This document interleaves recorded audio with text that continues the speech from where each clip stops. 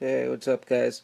So I saw this funny clip a little while ago about Stephen Hawking and space travel, and it was just so utter nonsense. I thought I'd share it with you guys, so I put a couple other clips together to show the real truth on what's going on with Stephen Hawking and how if anyone that looks into it is clearly can tell it's a complete fraud.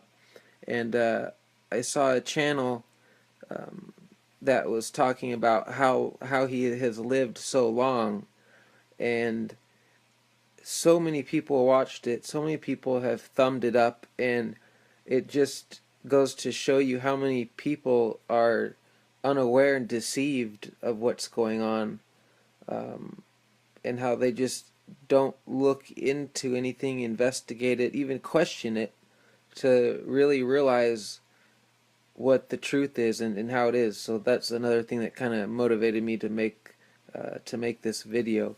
I mean, there's just simple things like this, even this supposedly documentary, and he's not even eating. Look at as she puts the food into his mouth. All you can see is his glasses. They're zoomed right in on his glasses. That's not weird at all, you know. And then when you go and look back at it, you could see what she just did right now. She just shoves it up kind of to his nose and takes it back away. Look in his glasses, and you could see it right here. She just puts the food up to him and then brings it back down. Clearly seen in his glasses reflection. Things like this just really make you, once you kind of see it and realize it, makes you really wonder how much is being deceived out there to you. You know, it almost becomes to the point where you can't believe anything unless you investigate it yourself and dig more into it, because what you're told definitely is not true on a lot of means, a lot of aspects of things, by this perfect example here. So take a look at a couple of these things and watch all the way through to see the space clip and the stuff at the end, because it gets pretty comical on how ridiculous and obvious this is. I mean, he's just straight up disposable, and then comes back the puppet to go directly to the agenda on what they want to be portrayed to the people. Stephen Hawking is so famous you'd recognize his voice anywhere, but he also famously has ALS, which normally gives patients a very short time to live. So who is Stephen Hawking, and how is it that he has lived so long with this disorder? Hello world, Trace here with a non-synthesized voice for D News. Stephen Hawking is 74. You know him. He's published over 200 papers and books. IMDb has him appearing in 65 TV shows and movies as himself. Hawking is an intelligent and popular mind in science and pop culture, in part because of his outrageous and cerebral theories on how the universe works, and also that he does it all from a wheelchair with a computer synthesizer for his voice. But that's not really why he became such a big deal in science. In 1970, Hawking and his colleague Roger Penrose published a paper in the Proceedings of the Royal Society A, proposing a new theorem for describing the Big Bang and how the universe began as a singularity and will likely end as one. See, in 1970, the Big Bang theory was still debated, but because of this paper and others, it gained more credence. Right there, you see the key word? Big Bang. Got it to catch on. No better way to make up a story with someone that can't say anything back about it. Stephen was very lucky in being the right person in the right place at the right time. Science in some way has become the new religion, that people are looking for ultimate truths. They'd lost God and they were looking for something to replace God, and they hit on cosmology and black holes in the universe, and then they found a person who could represent the entire community of cosmology and astrophysics and so on to them.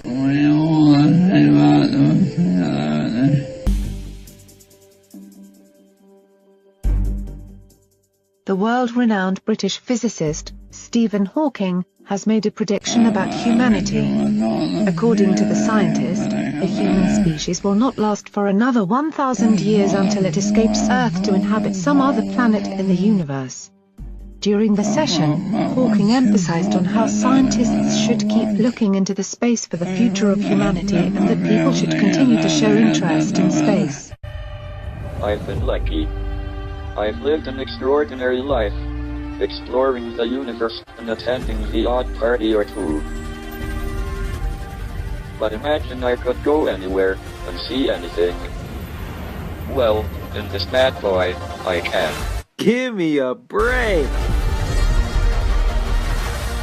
Join me on a fantastical trip to my favorite places. After all, why should astronauts have all the fun? We've all seen computer animations of the Big Bang, the big explosion, the flying galaxies, and then us. But that's not right. It was far more elegant and strange. To see what really happened, I'm going to wind back time. As we go back, everything converges.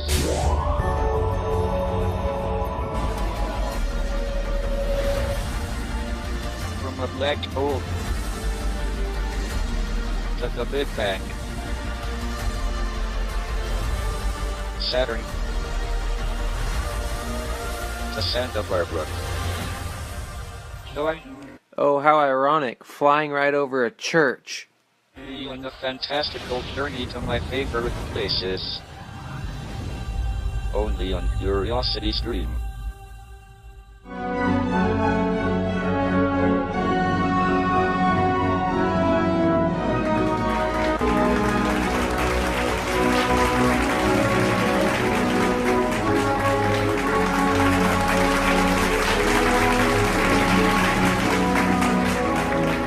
Dreadful disabilities prevent Stephen Hawking from speaking a word, but he's risen above them to become a brilliant mathematician and teacher. Using a computer-driven voice synthesizer, he's told the world how the universe began. And now he's seeking the ultimate theory of how it works. Stephen Hawking, you use a mathematical concept that you call imaginary time, which seems to be able to run backwards as well as forwards.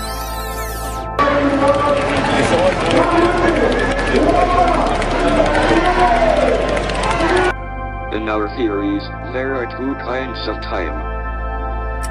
There is what is called real time.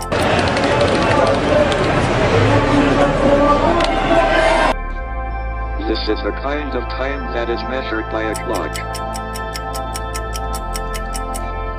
The time that we feel passing, the time in which we grow older. Then there is imaginary time.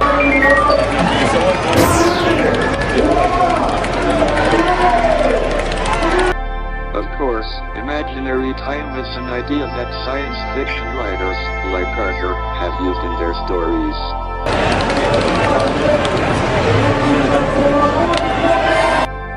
But imaginary time is also a well-defined mathematical concept. It can be thought of as a direction of time that is at right angles to ordinary, real time, in a certain sense. The universe has a beginning in real time, at the Big Bang. And it may well have an end, if it collapses to a big crunch. But in imaginary time, it has no beginning or end. Rather, imaginary time is closed in on itself, like the surface of the Earth. The surface of the Earth doesn't have any beginning or end. I know, because I have been round the world, and I didn't fall off.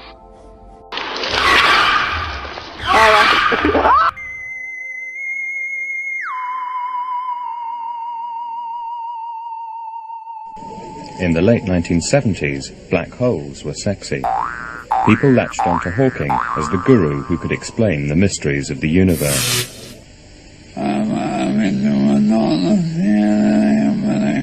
You wouldn't see anything special if you passed inside the black hole.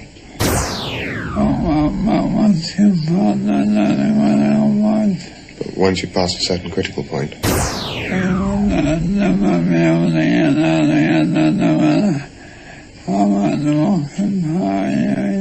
Then you'd never be able to get out again no matter how much rocket power you use. Hickory dickory dock. The mouse ran up the clock. The universe is huge. Yeah, I'd like to order number 4 with a large French fry and a Coke. And, Steven, what do you want?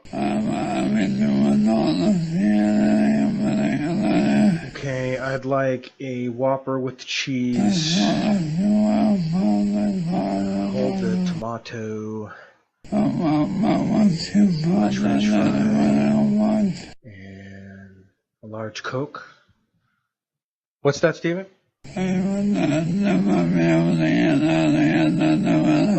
Oh, easy on the ice, please.